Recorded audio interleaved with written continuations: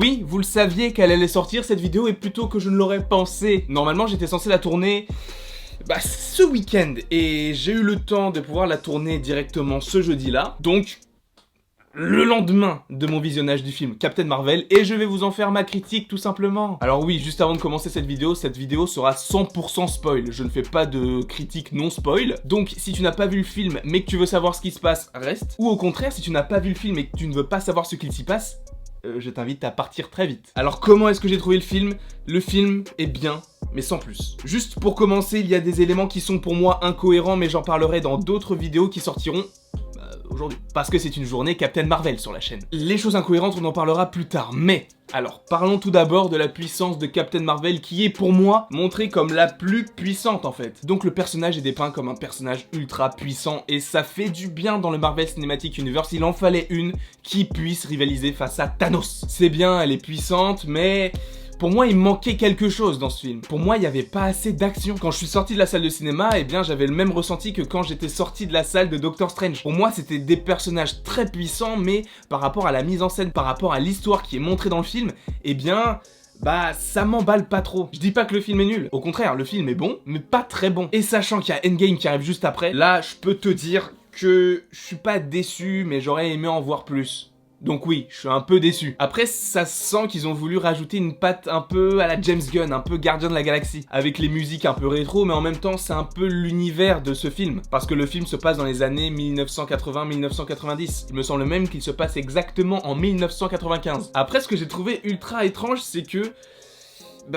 il n'y a pas l'air d'avoir d'armée ou de gouvernement. À part le Shield, qui n'a pas l'air ultra puissant non plus, il n'y a pas grand chose. Parce qu'à la fin, quand ils sont dans le vaisseau et qu'ils vont dans l'espace, je suis pas sûr que si ça peut être possible dans la vraie vie, que ça se passe aussi facilement. Parce qu'ils se disent, venez, on va dans l'espace, et ils y vont. Enfin, pour moi, il manque quelque chose, il manque une entité au-dessus, une entité un peu plus gouvernementale, je dirais, qui ferait que ça leur apporte un petit peu de problème, mais sans que ça puisse les gêner dans leur quête. Après, évidemment, ça serait beaucoup plus chiant, mais les rajouter serait plus réaliste. Parce que là, on a l'impression que tout est facile. Ils réussissent à tout faire en 1 ou 2 jours, ce qui est un peu...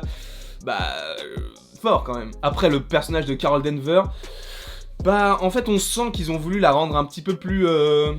humoristique que ce qu'on pouvait attendre d'un personnage comme Captain Marvel qui peut rivaliser avec un mec comme Thanos, mais ce ne sont pas les paroles de Carol Danvers qui m'ont le plus transcendé ou qui m'ont fait le plus rire. Pour moi, c'est Nick Fury, Talos, ou en fait c'est juste Nick Fury et Talos. D'ailleurs Talos, vraiment, un abonné me l'a fait remarquer quand je suis sorti de la salle, mais ils sont vraiment pas foulés pour le nom. Thanos, il manque juste le H et ils ont remplacé le N par le L, sans qu'ils ont beaucoup travaillé sur ce personnage. Là, évidemment, je commence par énoncer ce que j'ai le moins aimé dans le film, et ça va se poursuivre évidemment avec les effets spéciaux. Parce que là, c'est pas possible. Le moment où elle converse avec l'intelligence suprême, j'ai trouvé ça vraiment très très mal fait. Et pour un budget d'à peu près 150 millions de dollars, c'est pas fou du tout. Le moment où il y a les veines qui viennent sur elle, c'est pas génial. Ça se voit en fait que c'est des images de synthèse et...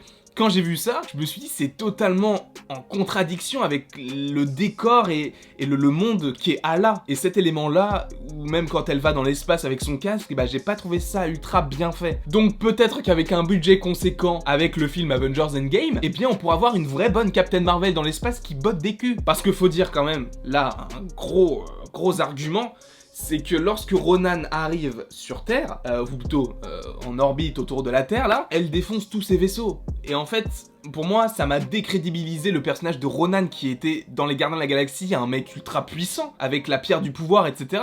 Là, on nous le dépeint comme un mec qui sert à rien en fait. Dans le film, il sert à rien. Mais j'en parlerai dans une prochaine vidéo. Oui, il y a plusieurs petites vidéos, un peu comme une petite mosaïque. Après, autre chose que je n'ai pas compris, c'est le Tesseract, mais j'en parlerai aussi dans une autre vidéo. Je vous tease tout ce qui arrive pour la suite. Mais après, les points forts du film, vraiment, c'est Nick Fury, Talos et quand même Captain Marvel, parce qu'il faut souligner que c'est quand même un personnage ultra stylé. Nick Fury, pourquoi? Eh bien parce que ils ont réussi à tellement bien l'écrire qu'il est drôle, et il est en lien, disons qu'il est connecté directement à ce qu'il se passe dans la suite, parce que on le reconnaît en fait. Et ça je trouve ça fort de reconnaître des personnages dans le passé, dans le futur, de voir les connexions qu'il y a entre les mêmes personnages et la façon de jouer qui change parce que le personnage gagne en maturité, etc. Ça, je trouve que c'est vraiment bien écrit. Et c'est vraiment Nick Fury le point fort du film. Avec évidemment le personnage de Talos qui est une grosse surprise pour moi parce que je m'attendais pas à ce qu'il soit gentil à la fin du film et que ce soit en gros les Kree les méchants, parce que dans les comics il me semble que c'est l'inverse. Ce sont les Kree qui sont un peu soumis aux Skrulls, et là c'est un peu l'inverse, donc ce retournement moi ne m'a pas gêné. Après je ne sais pas si vous il vous a gêné, mais c'est vrai que Talos c'est un gros point fort, et ce qui me marque en fait dans le physique du personnage, c'est que vous prenez Malekith, l'elfe noir, et vous le mélangez à l'émoticône vomi, ça fait Talos. Et moi, c'est pas que ça m'a gêné, mais il était quand même bien fait, parce que je sais pas si c'était du maquillage ou s'ils ont rajouté des effets spéciaux derrière, mais en tout cas il était bien fait, et je n'ai rien d'autre à dire sur ce personnage, mis à part qu'il est stylé, et que j'aimerais bien le revoir, pourquoi pas dans un Captain Marvel 2, ou possiblement dans Endgame si Captain Marvel va dans l'espace chercher les Skrulls pour,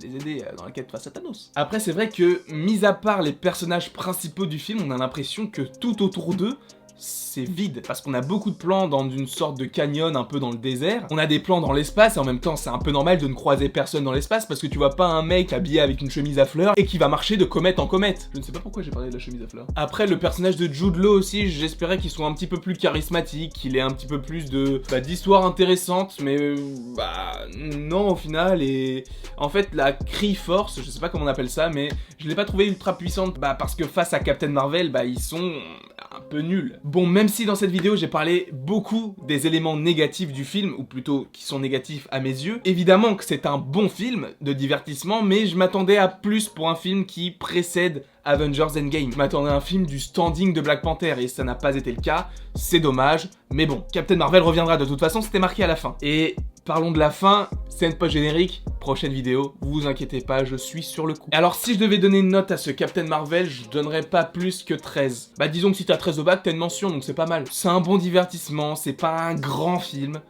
ça mérite ce que ça mérite. Donc vous, n'hésitez pas à me dire ce que vous en avez pensé en commentaire, n'hésitez pas à aimer, à partager, à commenter, à vous abonner, ça me ferait vraiment très plaisir.